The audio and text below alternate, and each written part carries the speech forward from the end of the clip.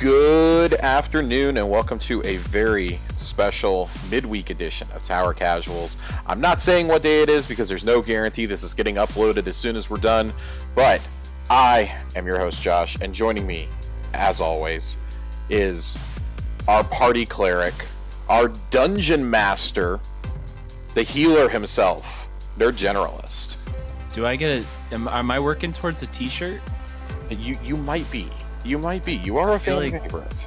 I feel like I'm working towards a t-shirt with some nicknames on it. I want to give everybody, some spicy nicknames. So, Nerd, how you doing? Well, no one can live up to the Jotun Totem, so we'll put it that way. Oh, man. Nobody can live up to the literally 100 nicknames that Corey has come up with. It's pretty amazing. Yeah, thanks for having me on. I'm really excited to talk about Kingsville. Yeah, we've been wanting to do this for a little while. Due to extenuating circumstances last week, we're not able to get to it, so we're doing it right now. We each have a couple clears under our belts, so maybe we can talk a little bit better about this than just, oh my god, we're exhausted from the first weekend. Now, anybody who's listened to the show knows how much I revere Kingsville. It's my absolute favorite piece of Destiny content ever. It's my favorite raid ever made. It's Bungie at their finest, in my opinion. I think that we've probably gotten more intricate raids since, but this is clearly where it all started. Vault of Glass was unique. Kingsfall was special. Now, Nerd, you never did it in Destiny 1. I want to know what you thought about this. Going in for the first time, did it live up to the insane expectations that Corey and I had set in place? What was it like seeing Oryx for the first time? What was all that like for you? I was pretty, honestly, I was getting kind of annoyed with hearing about Kingsfall over the last 2 years from you guys. So every time we talk raids, it's, oh, Kingsfall. Oh, nothing will ever be Kingsfall. It's like, no, we've got some good raids in Destiny 2. Okay, stop. Go walk uphill in the snow both ways, you old men. But I will say, I get it now. Like, I do get it. Kingsfall, for me, going into it as a D2 veteran, not a D1 veteran, but a D2 veteran, was a really, really fun raid. That's really all I can, that's the best way to sum it up. It's just a really fun raid. It's not super hard. It can be super long if you're teaching it, but if everybody knows what they're doing, it's not super long. There's not a library of symbols that you have to know and memorize. It's a really fun raid. I love the aesthetic. I mean, it's definitely in my top 5 now, I would say, easily. So, how would you say that this stacks up with the Vault of Glass revival, for example? I feel like it's better, and I feel like it's better because I think Bungie learned lessons from the from the Vault of Glass revival. The thing that I want to sort of hint on the most is, going into our day 1, which was actually day 2. I had done quite a fair bit of research on the original raid and knew a lot of the mechanics going into it. And what I really liked most about it were the changes from D1 to D2 and just kind of how the changes felt very organic and felt very natural. I mean, it felt like Vault of Glass, they just changed some of the encounters, you have to do the oracles in a specific way, or now there are champions in this encounter. This actually felt like they put a lot more thought into changing the mechanics around and added a fair bit of flavors to them. So for me, this definitely ranks above Vault of Glass in terms of reprisals. I would agree. The changes here seem to be largely changes made for the better, as opposed to in Vault of Glass, where, like you said, the oracles, for example, I don't think that's a bad change, but it is an annoying change once you get to Atheon. Yeah. So much of that predicates on, well, did your reader read it correctly? Did the away team figure it out correctly? That's just very aggravating to me. Kingsfall, though, for example, the change with the platforming in Daughters and in Oryx, we used to have all 4 people ready to jump on. Mm-hmm. Mm-hmm. And now you only have to have point A and point B. And the trade-off is you do it 3 times. Right. I think that was a much better change personally. I think that makes it easier to teach too. Like for example, last night we're doing this on reset day. I ran it Monday night with our friend Matt, and we did an LFG. And there were 4 people in there. One had a single clear from this time around, just like us, and then the other 3 hadn't cleared it at all. But they said they did it in D1, and I really doubted that one of them had a D1 clear the further we went on. But that's it's okay. We're here to teach. Trying to get somebody who's never done this before to grasp that when we call your plate, you have to jump up onto it, because we need, in daughters especially, you need every single second. Can sometimes be a bit of a challenge. And me being, I was a roamer this time as opposed to our day 1 run where I was just pretty much permanently on a plate. It was nice to be able to basically handle ad clear on one side of the room. Warpriest, I think after 2-3 runs, Warpriest is definitely the hardest check in the game. I think not in the game, in the raid. In the raid, I should not say in the game. In the raid, it's not hard. Like the DPS is not hard on the Warpriest. It's I honestly think just reading the symbols, because everything is so frantic in there, and you only have a few seconds to read them, that can get bad. And if you're not killing the knights to extend your DPS, that's what screws you. Right. Yeah. So I think there's a couple of things I want to hit on after as what you said. I think in terms of the changes, I like that most of what they did in terms of changing the encounters was to allow for more speed. So Oryx was a great example. With Oryx, you were basically locked into doing 4 plate sequences, right? In the original. Now, depending on how quickly your team's able to navigate the taken phase, you could be ready for DPS within, a minute or 2, and ready to go. Not Warpriest. Daughters, same thing. I mean, all of the encounters are Daughters is if you do it correctly, Daughters is a 3-minute run. Right.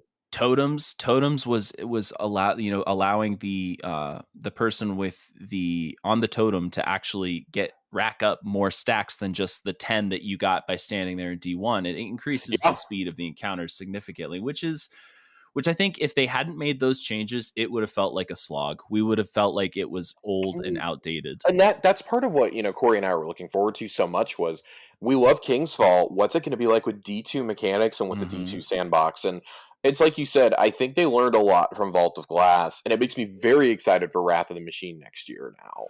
I think we can basically pencil in that Wrath of the Machine is the one for next year. Yeah, I think at this point, Bungie has seen how successful they've been. I mean, Vault of Glass was a pretty big success. Kingsfall, in my opinion, and I unfortunately Kingsfall, I've seen just like Vault of Glass. There was some criticism in week 1. I've seen no criticism of Kingsfall. Yeah, I hang out in the seedy underbelly that is Reddit, and they seem to be unanimously praising Kingsfall. So if Reddit's doing it, that means it's good, right? Right, Josh? Right. I think it is the standard. That is in fact the gold standard. I think that was always going to be the challenge was, can you make Kingsfall not just as good as it was in D1, because so many of us look at D1 with rose-colored glasses. And I'm guilty of doing it too, and I kind of got worried leading up to Kingsfall, like, man, am I misremembering this? Have I just built this up so much in my mind? I haven't done this raid since 2015. And I was so happy going in. I was like, nope, this is exactly how I remember. They brought it up to Destiny 2 standards and somehow managed to keep the magic. The lighting was upgraded. Oh my god, Oryx looks incredible. Yeah, the textures were all upgraded. I mean, the mechanics of everything were upgraded, and it felt like a Destiny 2 game, but still kept the charm and kept the spirit of Kingsfall. So yeah, they knocked it out of the park, I will say. Okay, so let's run through some of these rooms real quick. you open the encounter in the fabled Court of Oryx. You're doing it in the middle of the Dreadnought. For anyone who played D1, this is nostalgic and possibly infuriating. If you remember how we all had to try and camp around doing a tier 3 or 4 charge at the Court of Oryx, so somebody wasn't accidentally doing a tier 1 charge, like bullying them into stepping away. Right. That brought back some memories. I'm gonna have to go on the relic run the next time I do it because I want to see like what's changed in the hallways and whatnot. See how that looks with the D2 lighting. But yeah, real easy opening encounter. It's kind of similar to what was it? The opening of Vault. This is back when there was always an opening encounter, and I'll tell you, I used to think this was tedious in D1. And then I did Vow of the Disciple, and let me tell you something. This is nothing compared to that Vow of the Disciple opening. That is awful. That's fucking awful. I mean, and to go with the sort of the formula of building on your knowledge of the mechanics, I mean, that opening encounter really does give you the base. I don't know. It gives you like the basic knowledge of pick up this thing and dunk the thing. Right. Well, and that it's funny that you said because that is the raid that started all of that. We did not dunk before then. There was no dunking in the campaigns or anything, and we joke all the time that they ripped things from Kingsfall for the campaigns, but they really did. Like things from the Destiny 1 raids are mechanics now that we're like, oh, this was something you had to figure out back in the day. Like, this was something we had to actually sit down and think about. So. You open up the gate, you go through, and you get this wonderful, lovely jumping puzzle. The OG jumping puzzle, you could say. I like that they kept it almost. I mean, really, it is almost exactly the same, down to where the ships spawn. Right? I would say it's exactly the same. Yeah, everything. The hidden chest. When you have to have people standing on the plates, that is in exactly the same position. The only thing they've added are the hive medallions that you can shoot now for the guaranteed red border. Even the secret chest down to the same spot. Yep. The old hole in the wall is still there. Totems is really where you get the first major change. So what's really funny. And this is going to be a theme for all of these, so I just want to say it once. It's really funny going into this raid with people who played a lot of D1 because they go in and they're all cocky and they're like, I know how this works. Yeah, I did this 50,000 times back in the day. And then the group wipes in about 5 seconds and they're like, what happened? They're like, hey, that's not the same. That's not the same. I know how to do this. No, you don't, because they changed it. And Totems is that first encounter where you watch these old timers do this raid and they're like, oh, okay, it's different now. Totems was significantly easier. I think not having to do like just the 10 stacks, like you said, I mean, we were racking up, 20, 25 even sometimes on some of these runs. Yeah. And it goes by so quickly. So I was in an LFG last night before the one I joined and got my clear on. There was the guys on right side. It was me, our buddy Matt, and the LFG leader who needed to be taught, but he caught on right away. And then the three on the other side just were not grasping. We were offering to switch off.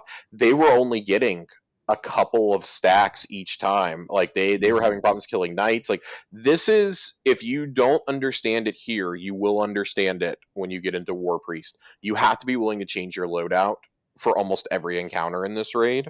You can't just leave the same stuff on. We were trying to encourage them to put on like Xenophage is really great in this encounter for the knights specifically. We had people in there running Forerunner. This is for Totem. We're still talking about Totems? Oh, yeah, we're still talking about Totems. Oh, yeah. Interesting choice. Okay. Not the word I would use. Well, I could see some applications for it. It's got some range on it. It probably one-shots the Taken Knight or the Hive Knights. Nope. No? Oh. Nope. Well, they were having a lot of problems over there. They were asking us to... They were saying, when you go to the middle, if you're on right side and you go to the middle, please kill the knights for us. Oh, dear. Yes. And, I mean, we were running to their side getting reses.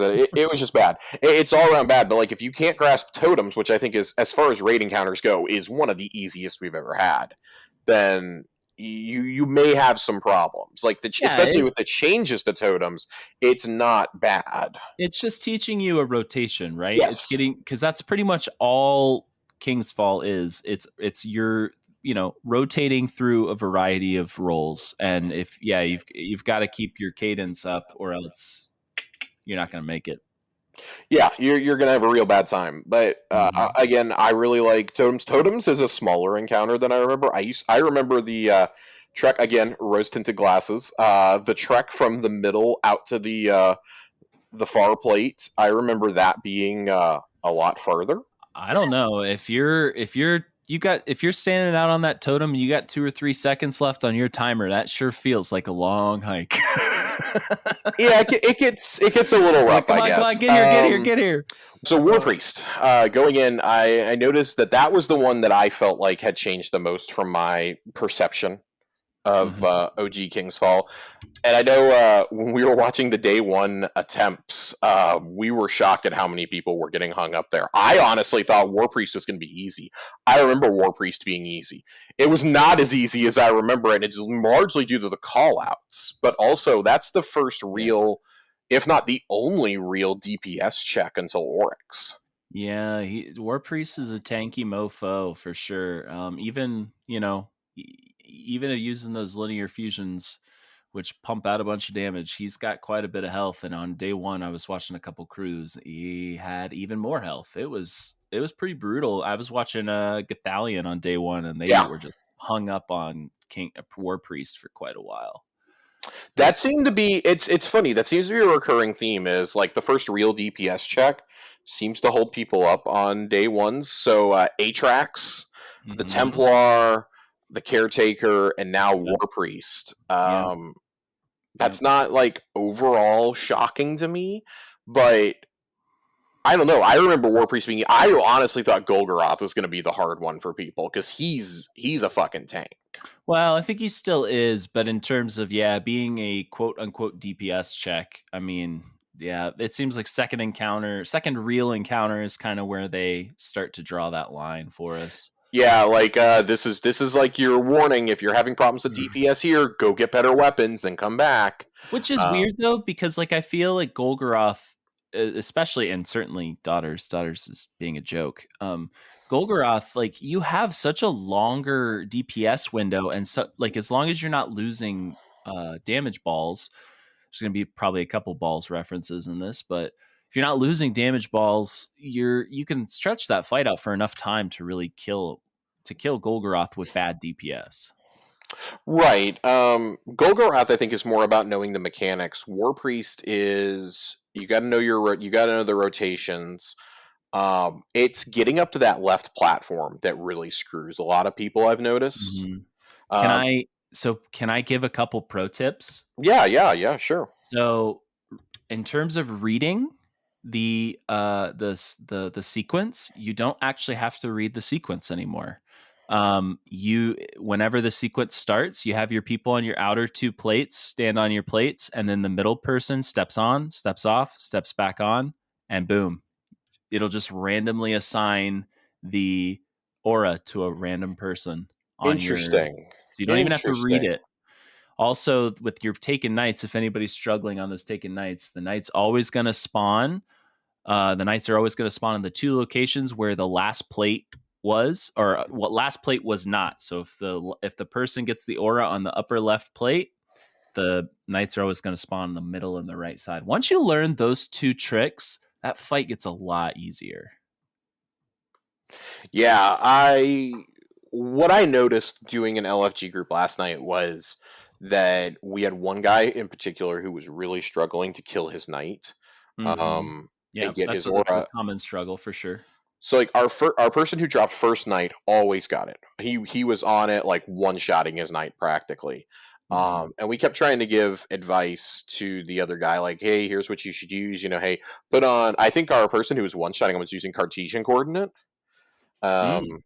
Okay. I don't remember what he was, either 1 or 2 shotting it. He was like, I'm dropping them super fast. The other one, we could not figure out what he was using. He kept trying all sorts of different strategies, and God bless him. was just really, really struggling hard. Yeah, I'm usually on night duty, and I just huck a grenade, and then by the time my Hmm. grenade finishes up, I just hammer it into them with SMG shots, and then they're usually finishable by that point. But Yeah. yeah, I mean, that's only I would recommend some kind of shotgun fusion rifle combo or whatever, because you definitely want to make sure you have a backup weapon for DPS too. Right, and that's what I was trying to tell him. I was like, don't burn any heavy on him. You definitely want to be able to do your DPS and your super on it. Another thing I would say, you're close enough on Warpriest that like if you're not on well duty, please be like using DPS supers. So that leads me to my third pro tip for anybody listening. Do your damage up on the stage with Warpriest on the right side. The reason being is you have a slower travel distance for any DPS supers, but also you don't have to do the old Warpriest shuffle dodging back and forth around that stupid pillar when he gets a little antsy. Dude, I hate that so much. So if you do your damage on that upper platform on the right side, now you don't want to do that if you're on the left. Your left pillar is the only one left, but for your first 2 damage phases, do your damage on the right side of that stage that he's on. Oh man, it's really, really good. You could just sit there, stand in a well, and just shoot at him. Yeah, because let me tell you something, the Warpriest shuffle is easily the most annoying part of that fight. That can screw up your entire DPS phase right there. Yep. Especially if you don't kill that second knight to extend it. Mm-hmm. That can really, I mean, you can lose an entire damage phase right there, and that basically could mean you wipe. Yep. I would also say, like, if you are the person using Gallarhorn in here, please don't be that person. Please take it off.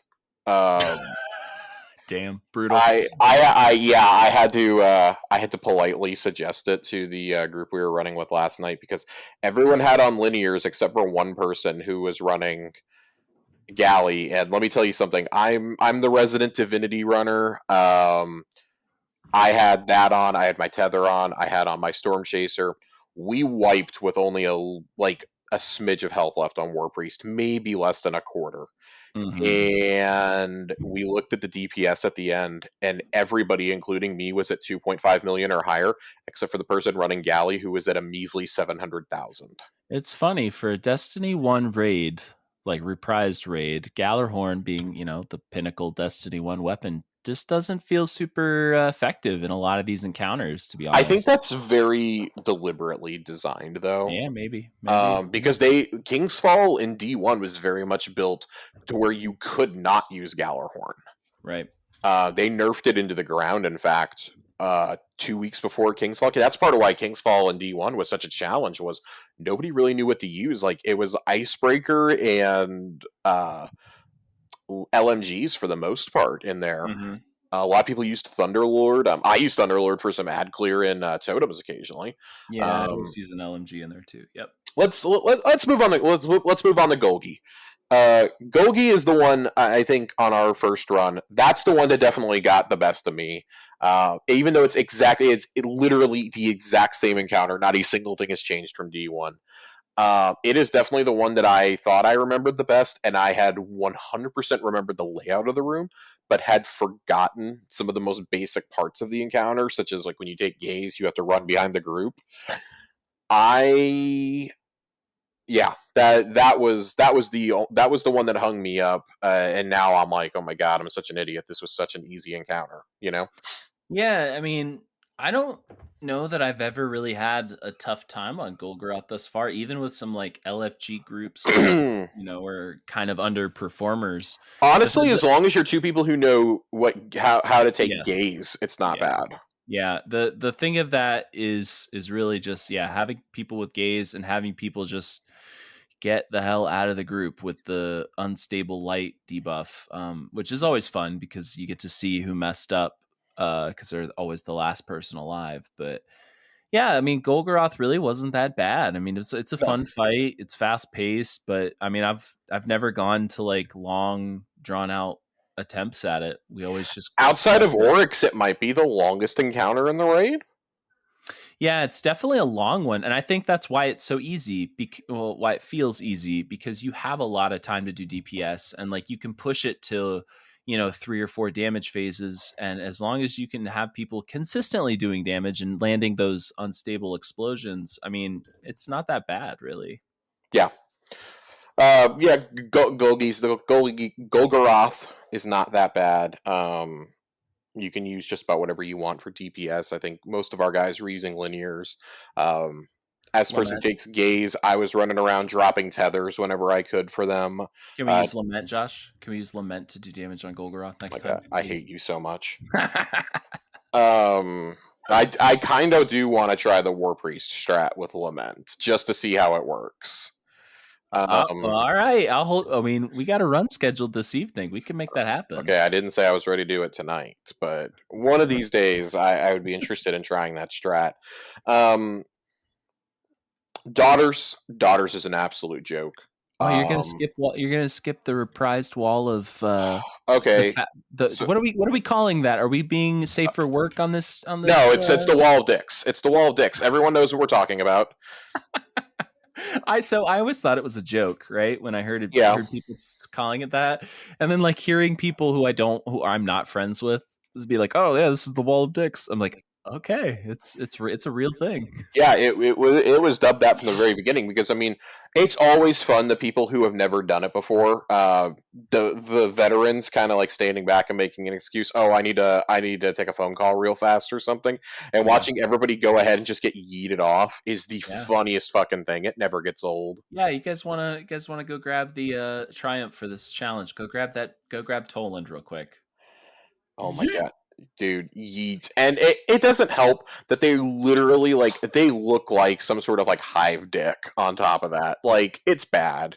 Mm-hmm. It's real bad. Yeah. It's a fun little jumping puzzle. Definitely not as bad as I remember.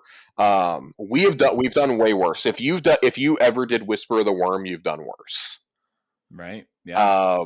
But again, like these are things that this was kind of the advent of, hey, we're going to shove one of these in every fucking raid now. If it's a pinnacle activity, we're shoving one in. And they kind of dialed that up to 11 with Destiny 2. I don't know that we got another, because I remember very little of Wrath of the Machine. I don't know that we got another jumping puzzle like this outside of Fellwinter's Peak.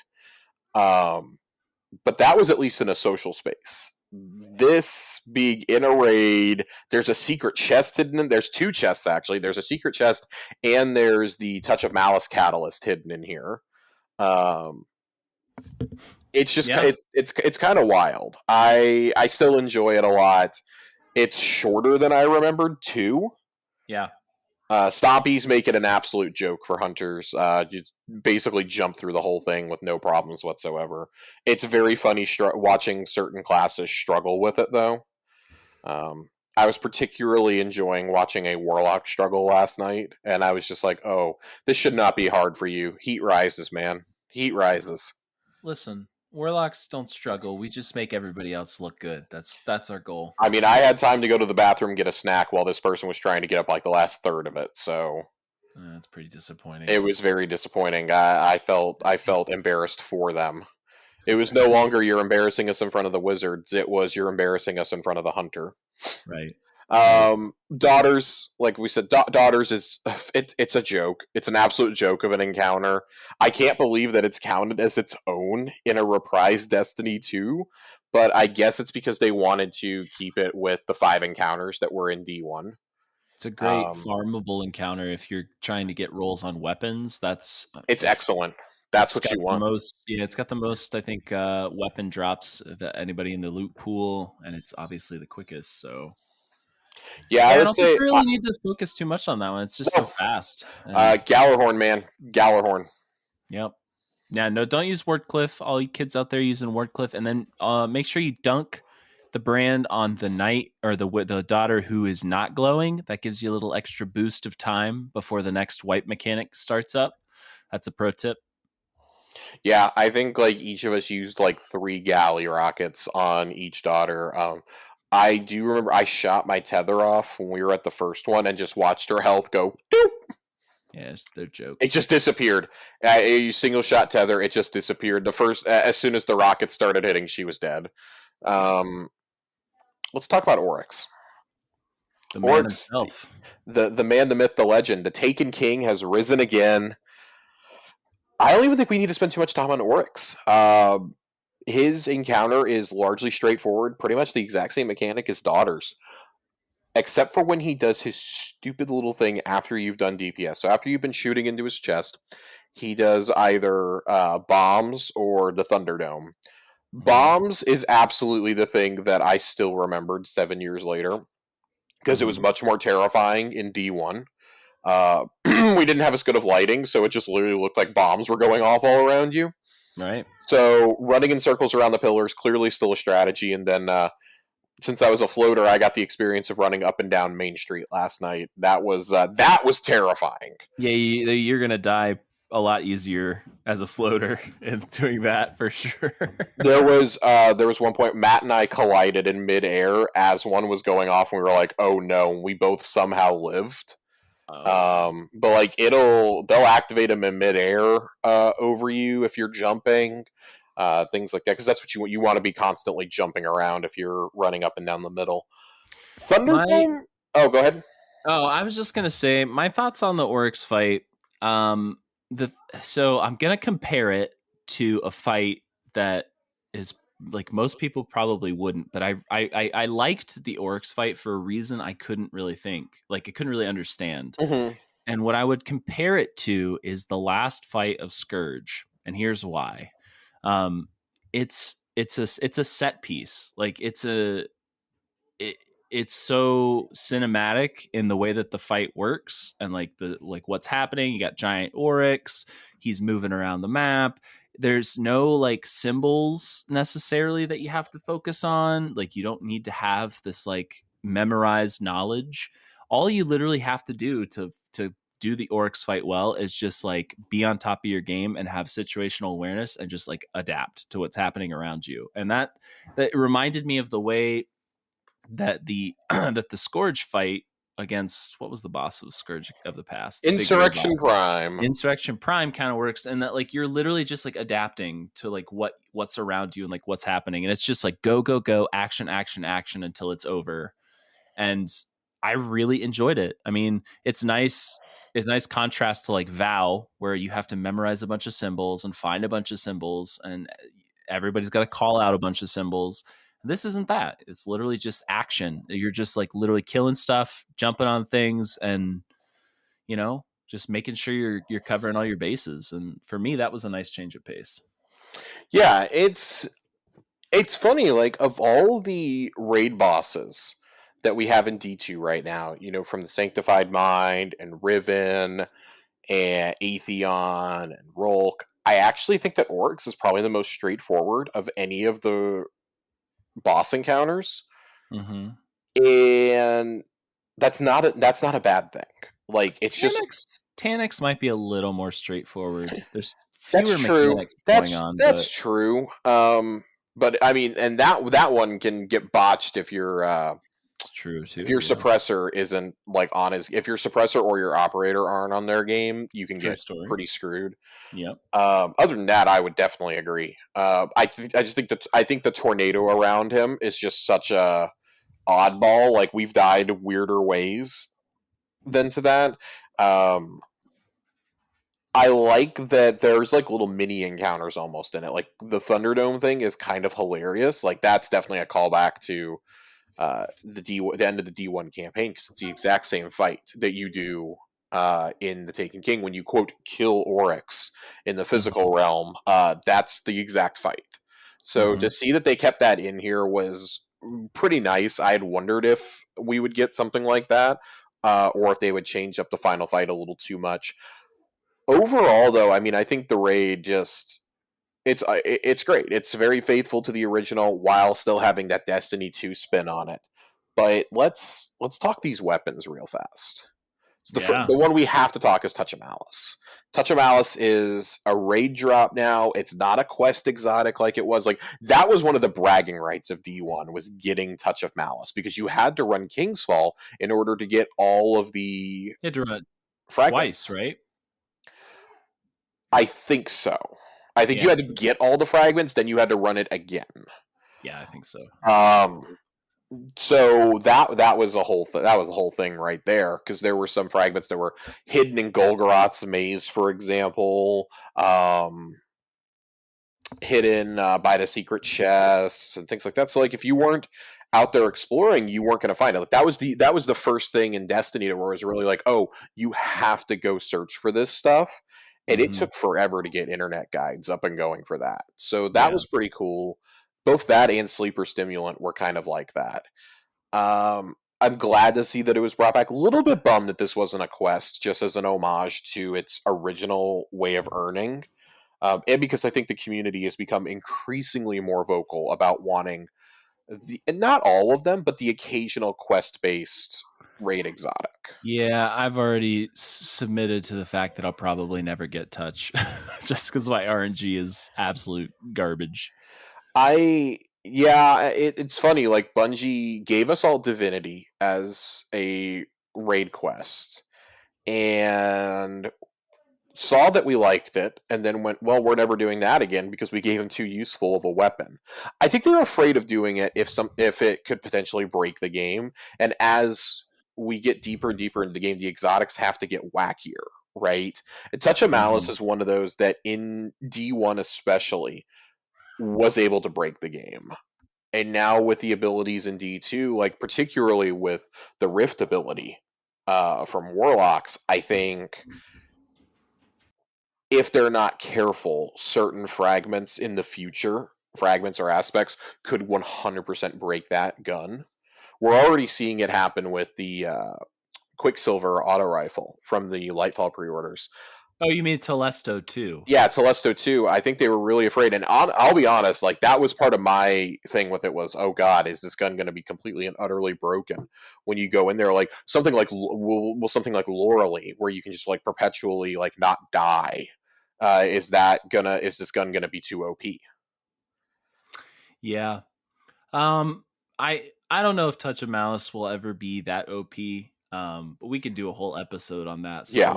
I won't get into it. But I am happy to see it back. I'm excited to try to get it. I've like again accepted that I probably will never get it, but I will. I enjoy seeing people using it for sure. The legendaries though. Yeah, let's talk the legendaries. Ooh, boys. I mean, to keep it short and sweet, they went above and beyond to try to give us role combinations that we've never seen before. Firefly, Dragonfly. Firefly, Dragonfly, what is it? Incandescent explosive payload? Yes. Reservoir burst with the origin perk on the fusion. There's a lot of good loot. I mean, I would say this is probably my favorite origin perk so far, too. Yes, I agree. This is I would say probably the best legendary loot pool that we've had in a raid in a long time in Destiny 2. Yeah, I mean, usually you have a couple of weapons that are pretty underwhelming. Like, I think we were all universally disappointed with Vogue. Vogue, it really felt like, obviously, Fatebringer. I don't know. I would say that Vogue had a pretty good loot pool, to be honest. Oh man, I feel the exact opposite. I think if you were not into Fatebringer or Vision of Confluence, there was not like a must-have weapon. Hezen was good for a few encounters, but I think we have far and away better options for rocket launchers. Yeah, no, yeah. Hezen had its time in the spotlight for Corrective Measure wasn't the thing. Joe can tell you all about Found Verdict. Yeah. Well, some people use that quite a bit for PvP. I mean, all I'm saying is that's 3 of the 6 weapons right there. Right. But I do think the sniper was good, and obviously, Fatebringer top tier, and Vision of Confluence pretty freaking good. Vow, I think we were in the same position with Vow. I think Vow had a couple of underwhelming weapons and a few that we now look at differently that are like, oh, these are actually really good with the changes to linears, for example. Cataclysmic is top tier now if you have the right combination on that, and that's the key. You have to have the right roll on it, I think. Yeah. Obviously, I love Insidious and Submission out of that. Kingsfall, it doesn't feel like there's a super weak link. Right? I would say like the weakest link is probably the LMG. Yeah, I think I haven't heard anybody get really excited about the But I think LMG. we're also like still in a position where we're trying to nail down like, okay, are there legendary LMGs worth using right now? Still not many. Yeah. Yeah, it's LMGs just really have not found their place back into the meta yet. Despite Thunderlord is the only one I would say is creeping up there. and it's even situational, And really. I I think a mean, lot of things are going to be situational. I'm okay. Like I think LMGs are just such a weird thing to balance because of the magazine size. mhm, It's not like, oh, you only have 7 to 20 shots like you do in everything else. Like you have 200 or 300 rounds. Like right. even running a legendary Lost Sector DRD, one single bullet was stunning champs. So that makes it. I didn't reload Thunderlord at all in a legendary Lost Sector. I just used one bullet each time I needed to stun, and used my super for the boss DPS. Right. Um, but looking at this loot pool, I have unfortunately not gotten the two weapons that I desperately want out of this, which are the Scout Rifle and the Pulse Rifle, respectfully. Um, How have you Obviously, not gotten a scout? dude, It's like I let me tell you something. Between the two runs that I've done, I have gotten 9 class items. I've gotten 9 class items. jeez. I've gotten almost all armor from both runs. I've gotten 4 fusion Maybe rifles. maybe that Bungie's trying to tell you need a little more class. That's all I'm saying. Yeah, I'm just so annoyed. It was like duality all over again when I was running it last night. I just kept going, God damn it, really loudly every time I opened a chest. And our group was like, what is wrong with him? And Matt's like, he got another class item. Or he got another fusion. I was happy to see that I got something new out of the chest at the very end, and it was the fucking hand cannon. So Which, yeah, you're not really a huge no, fan of. dude, I hate hand cannons. I hate them so Yeah, much. So that yeah. was infusion fodder for me. It was my first piece of 75 gear. But I think like the all the weapons across the board though are good. They are good to great. Like the sniper, great. The hand cannon, I've heard varying things. It's not Fatebringer 2.0. Like, no need to be concerned about that. But it'll be good in certain situations. The Pulse and the Scout are absolutely top notch, though. Just Hmm. like they were in D1. These are must-have top tier weapons, Right. and they're craftable. Right. Yeah. I mean, that's going to be the thing is we're really, we're only just starting to see the potential that some of these weapons have with the craftable perks. So I'm assuming that you've gotten the Scout and/or the Pulse. I have not gotten the pulse. I You've have not gotten the gotten the Pulse. scout. Break down the Scout for me. If you've gotten a role that you like, break it down for me. My favorite roll on it so far, I've got explosive, payload, and frenzy. Okay. With Okay. the origin perk, I think you can stack like 20 something, 24 rounds if you've got 4 people around you. Mm-hmm. Um, I've really been craving for a good void scout rifle in the secondary slot, like an energy weapon scout, because I wasn't able to get a good roll on vouchsafe. So for me, this is going to fit that spot really well for And it's for what, 200 RPM? Is that what it is? it's a 180. 180. Okay, so it's just a notch below Night Watch. Then I think in terms of Mhm. firing. Yeah, I think it's probably going to be one of the better void scouts that we have moving forward. Just the perks are just really nice on it. Mm-hmm. Precision frame. So yeah, I'm looking forward to using that in Grandmasters next season if we get scout. I guess we have. Yeah, I guess we still have anti-barrier We scout. do have it right now. Yeah. But let's not joke. Everyone's going to be using anti-barrier snipers, so you know. I've been enjoying the fusion rifle. I'm not normally a regular fusion guy, but with the origin trait, so the role that I have is Vorpal plan or Vorpal weapon backup plan, and then I have the accelerated coils as well. Mm-hmm. I have really been enjoying this one. I got it to drop last night, and I actually ran this in Daughters to help ad clear. I really enjoyed it. I was having like 9 or 10 shots in the chamber if I was by people, so that was really cool.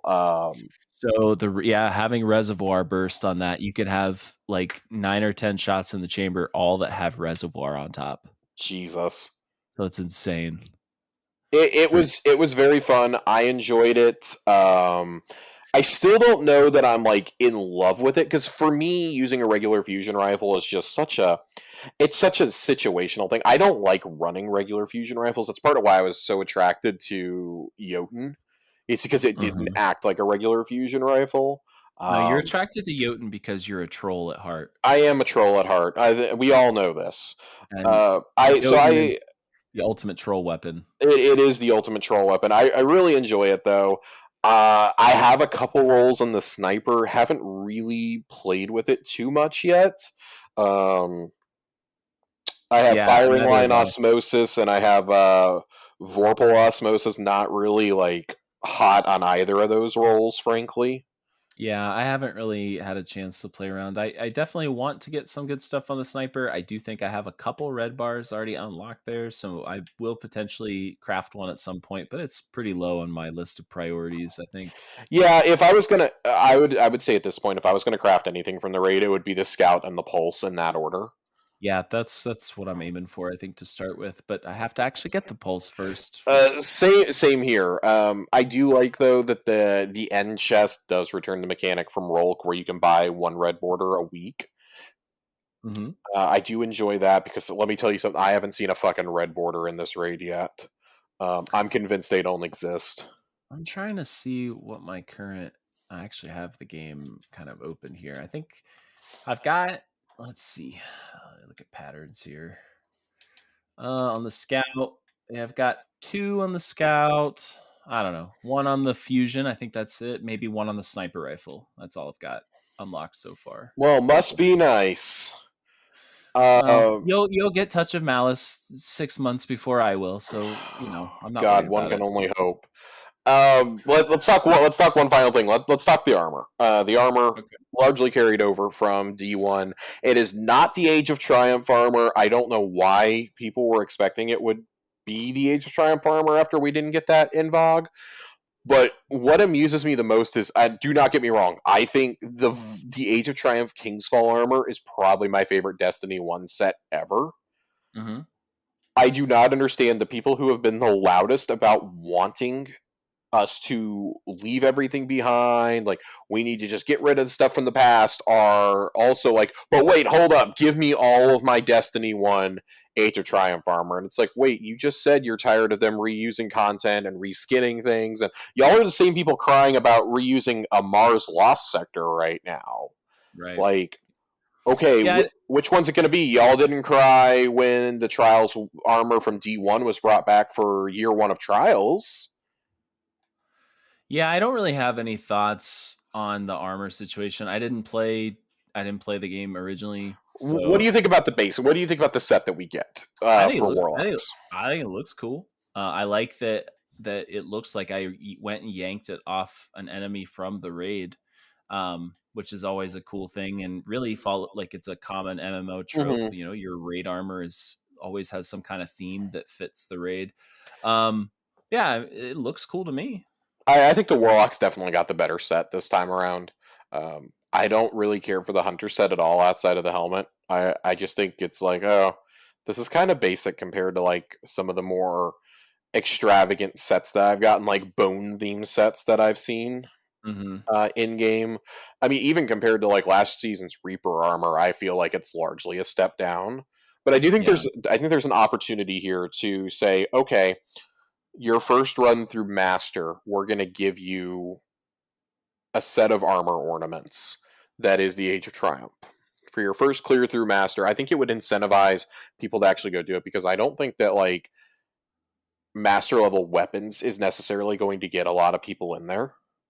right. We haven't seen that there's like massive upsides to you have to have the adept versions of these weapons.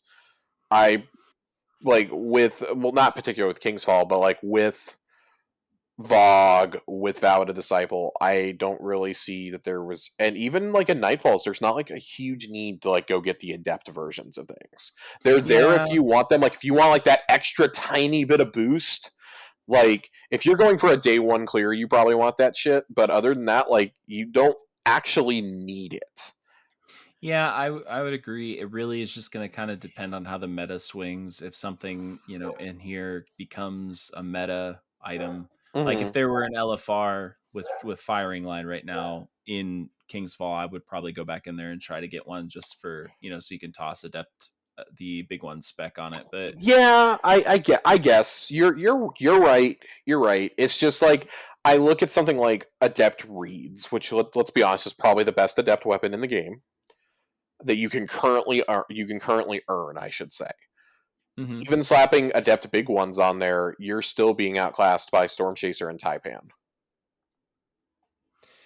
Yeah, I mean So it's interesting. We kind of live in a world where origin perks are a thing now, and really are starting to change the meta. That the Taipan with Vice Stinger is, it's only, top DPS in the game really right now because of the origin perk. So as those evolve, who knows? I think getting like some kind of adept perk might be cool too, on top of being able to use adept mods. But that's a whole nother conversation we could go a deep rabbit hole on. But I mean, I'll probably try to get in and do master mode at some point, but I don't think I'll be in there a whole lot. let's go ahead and let's go ahead and wrap this up. We've been going for a pretty long time. Any final thoughts on King's Fall overall? Hopes and dreams on what the next reprised raid can or should be, um i etc. i I overall feelings, I think King's Fall was a solid like 8.5, 9 out of 10. I really enjoy it. It's probably one of my Mm-hmm. favorite raids. I enjoy playing it. I enjoy teaching it. I'll be in there solidly for the next at least few weeks. Every week a reset. Um, I I mean, really, our only two choices for reprise raids at this point is Crota and Wrath. Given what I know about both, I would rather see Wrath. Yeah. And I think that's a good raid for them to really kind of wrap up their reprisal skills, because it's a long, fun raid. But yeah, I mean, I think they knocked it out of the park, like I said before on this one, and we'll be enjoying this for quite a while to come. Yeah, I definitely agree with the point on Wrath of the Machine. I think that has to be the next one. Just even according to what Joe and Justin have said, that if they were to ever bring over Crota, they would have to drastically change some parts of the raid because that plays much more like a dungeon than a raid at this point. Like, Right. man, if you think daughters were easy here, oh boy, uh, Right. that's gonna be a whole raid. Like, that's a raid you could do in like 25 minutes. Um, definitely feels more like a raid layer in a lot of ways, and I do think that both will come back. I think you're going to get Wrath, and then Crota's will probably be something they release after Final Shape, just to say, hey, we brought all 4 raids forward. Yeah. And be done with it. But yeah, I definitely agree. King's Fall, solid 9. I maybe might inch closer to 9.5, but really, there being almost no difficulty on totems or daughters kind of hinders it for me. And I'm not saying like, oh, everything has to be hard, but it's just like I look at the encounters in like Ballad of Disciple, for example, and I'm like, man, it's crazy how far we've come. Like, Right. you look at Exhibition in there alone, and it's like, yeah, that encounter is harder than anything in King's Fall to me. Yeah, in some ways, yeah, you're right. The timing and everything else. I think there's still parts of Vault of Glass that are more challenging. Um, the timing on Gatekeepers can be a real bitch. Atheon can be, a real fickle one too at times. Mm-hmm. And I'm curious to see what kind of strategies develop. And this might be the first one that I'm willing to go do master mode on, just because everything else wasn't that difficult and regular. Mm-hmm. Like, Warpriest would be a welcome challenge in master. Um, I just like everything being turned up just a tiny bit more. This might be the first one where I go, yeah, I think I want to go for the seal on it. Just give me all overload hobgoblins on Warpriest. Oh my god! All right, well, with that, we're leaving. We're done. From me, from Nerd, from Corey, thank you for listening to this special episode. I'm gonna have to do some surgical repairs on it because of my mic, but this will, when this is posted, I don't know if we've gotten to week 3 of the season or not, but Thank you for listening. Share with us your thoughts on King's Fall. On are they going to bring Crota or Wrath of the Machine back next, or are they just going to pull a fast one and bring Prison of Elders back somehow? Let us know, and we'll talk about it on a future episode. Until then, we'll see you Starside. Later.